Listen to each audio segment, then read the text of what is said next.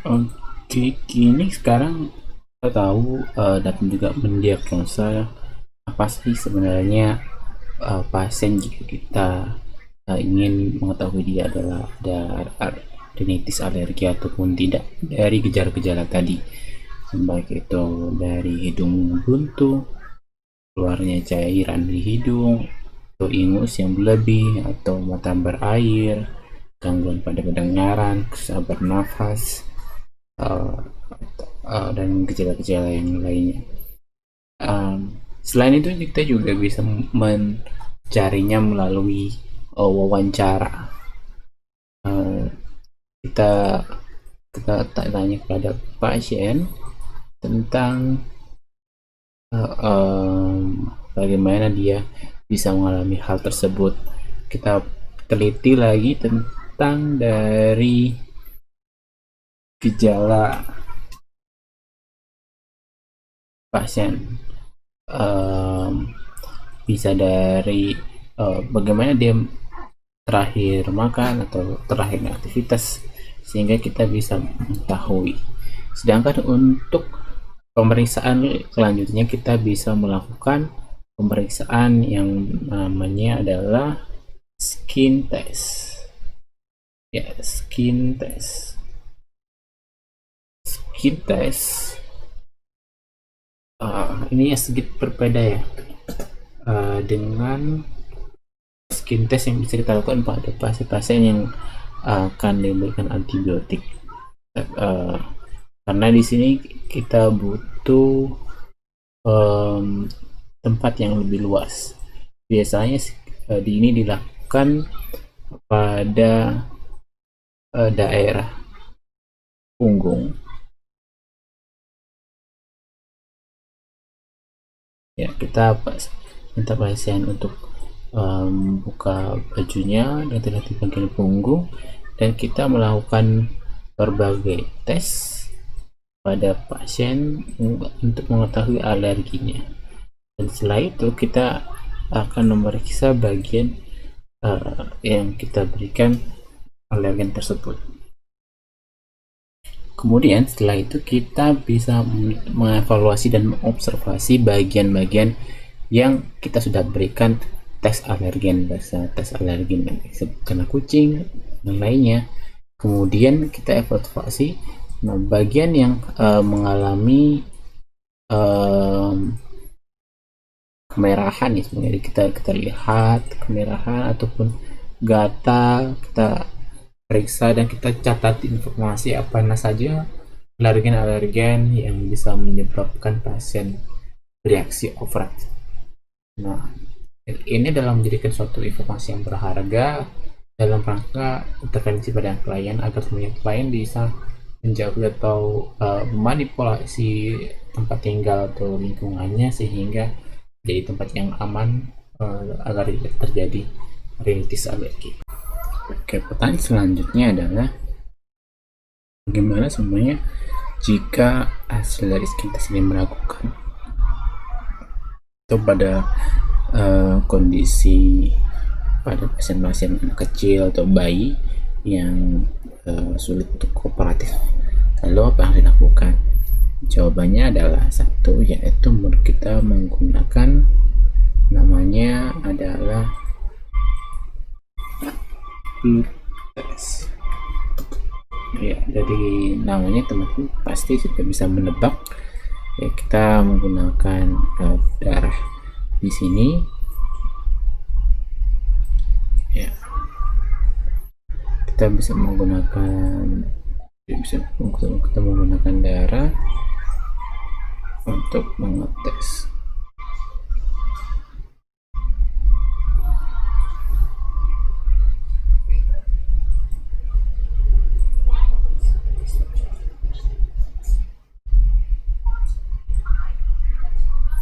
Nah, dari hasil pemeriksaan ini kita akan dapatkan dari namanya IgA.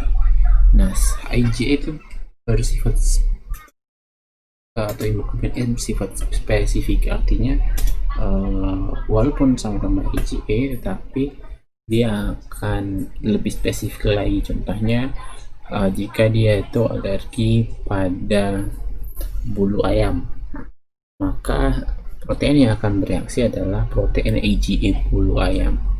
Nah, ini dilihat dari imunoglobinnya, sehingga selanjutnya akan dilihat lagi melalui uji ELISA. Apa itu ELISA? ELISA adalah enzim link imun sorbent assay.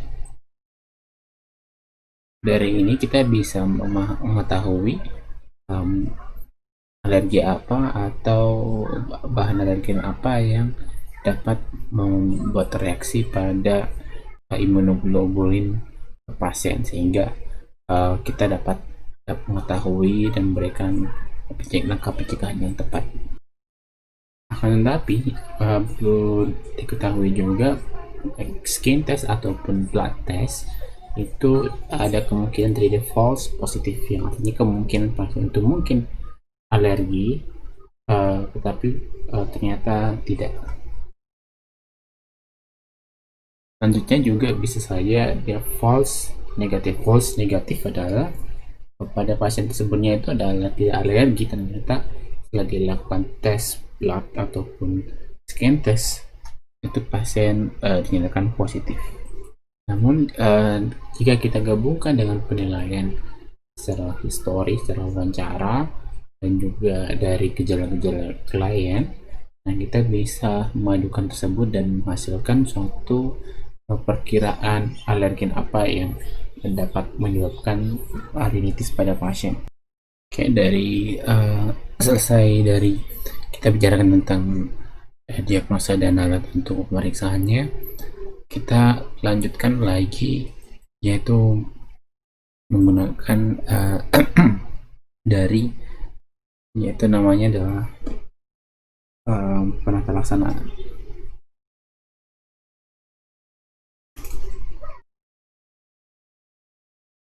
Apa yang harus kita lakukan ketika semuanya ada pasien rinitis alergi datang ke tempat kita? Yang penting adalah pertama adalah yaitu satu adalah jauhi alergen tersebut. Ya, jika kita semuanya sudah tahu alerginya itu apa, maka hal yang perlu dilakukan adalah menjauhi agar semuanya tidak terkena alergen, sehingga rinitis dapat dicegah. Oke, tanya masih ingat tadi ya tentang slide-slide sebelumnya, yaitu mengenai tentang sel-sel yang ada.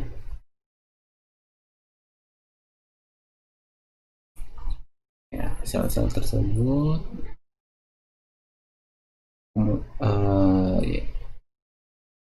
ini namanya IgE tadi.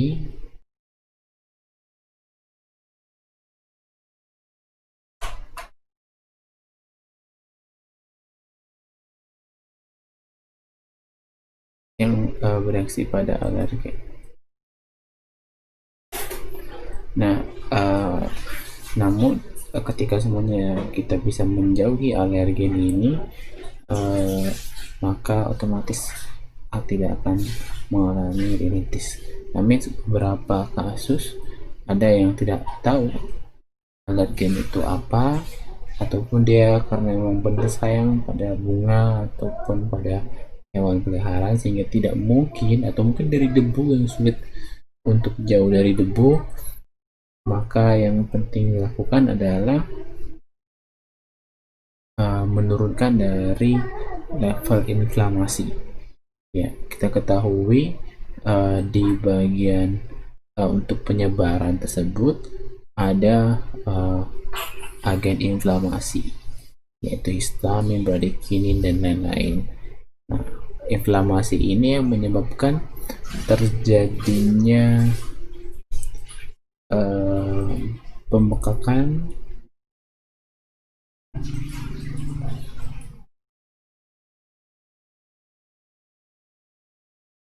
ya pembekakan,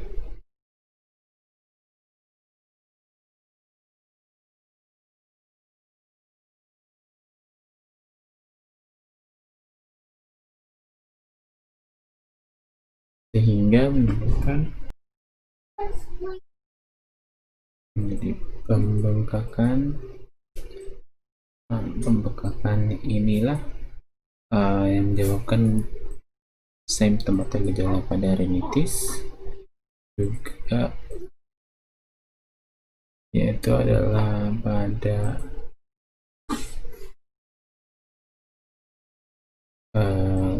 adanya mukus yang mengalir akibat tadi inflamasi. Nah, yang paling penting adalah kita tadi yaitu menurunkan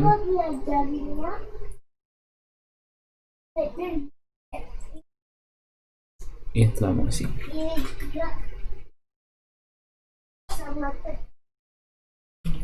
Nah, maka jawaban dari ini adalah kita menggunakan namanya steroid. Steroid adalah obat yang digunakan untuk menurunkan dari inflamasi.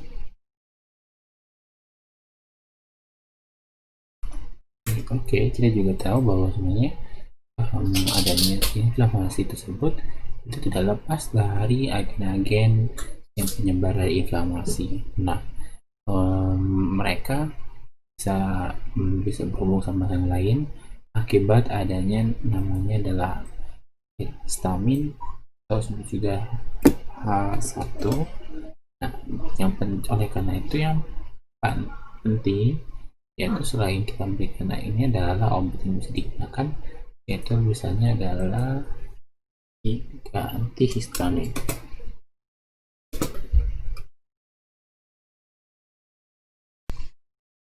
Oke, selanjutnya kita buka lembaran putih baru lagi, tanda yang perawat.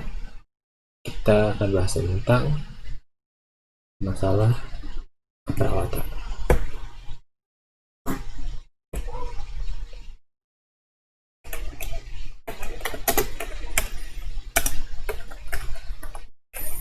Setelah kita memahami masalah dan juga dampak yang terjadi pada pasien rinitis, kita akan menginjak lagi pada masalah keperawatan yang mengarah pada sign and symptom dan bagaimana cara penetelasannya. Ya, dalam mengerjakan masalah perawatan kita harus berfokus pada skala prioritas, mana yang paling penting, serius, dan urgent harus diselesaikan, dan juga kita mengetahui terhadap akar masalah pemecahannya. Ini masalah perawatan prioritas yang paling prioritas menurut dari sumber terutama dari nurse lab. Pertama adalah kebersihan jelas tidak penting.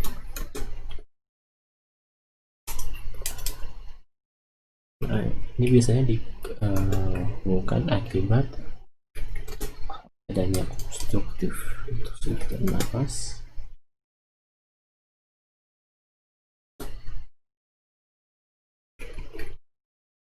akibat dari kondisi hidung atau juga dari adanya produktif locus, pun juga dari inflamasi odin.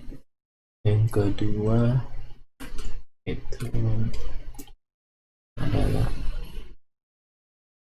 terutama jika hal ini sudah terjadi,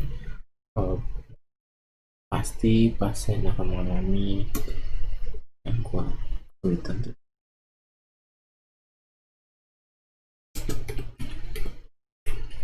ya, karena sulit bernafas, juga ada bengkak gigi pasti mungkin pasti akan mengganggu tidur. Dan yang ketiga, karena efek dialaminya, kemungkinan pasien juga akan mengalami gangguan konsumsi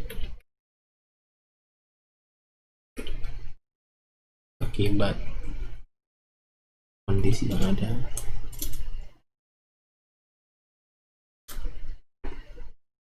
Nah, terus yang keempat itu kemungkinan pasien mengalami kecemasan ya, akibat dari kurang pengetahuan tentang penyakitnya. Apalagi kalau kita kaitkan sama kondisinya sekarang, bisa saja pasien mengira oh ini COVID-19 atau tidak.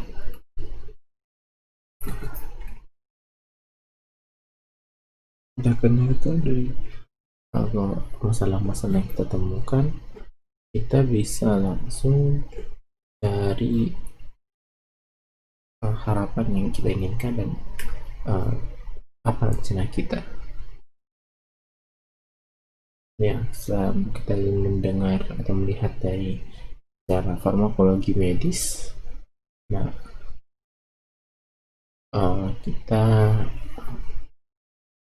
harapkan adalah bisa bernafas secara sih melalui mulut atau hidung, terus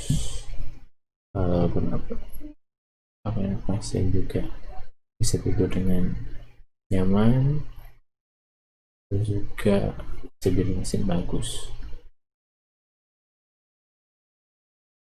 Yang paling penting tadi adalah yang dilakukan yaitu adalah balik lagi prioritasnya adalah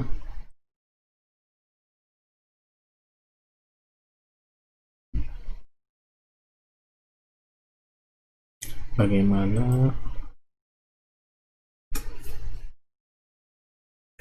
mengetahui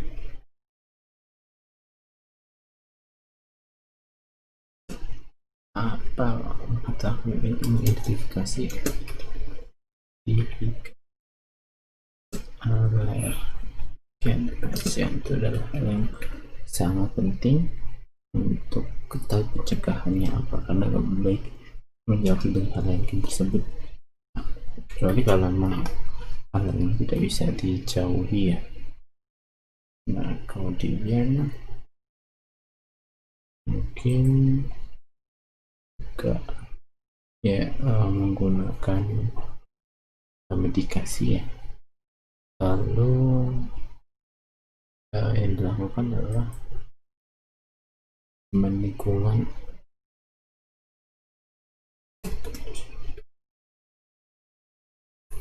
memastikan lingkungan adalah lingkungan yang bersih dari alergen.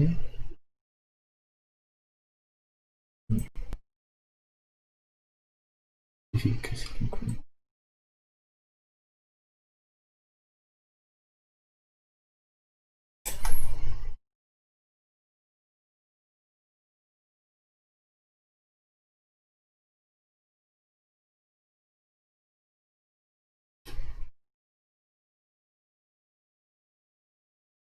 Kayak medikasi kepatuhan.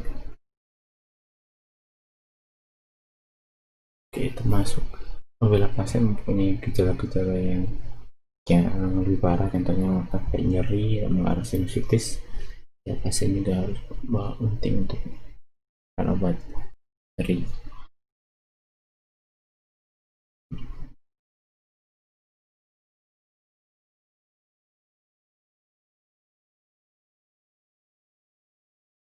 Oke.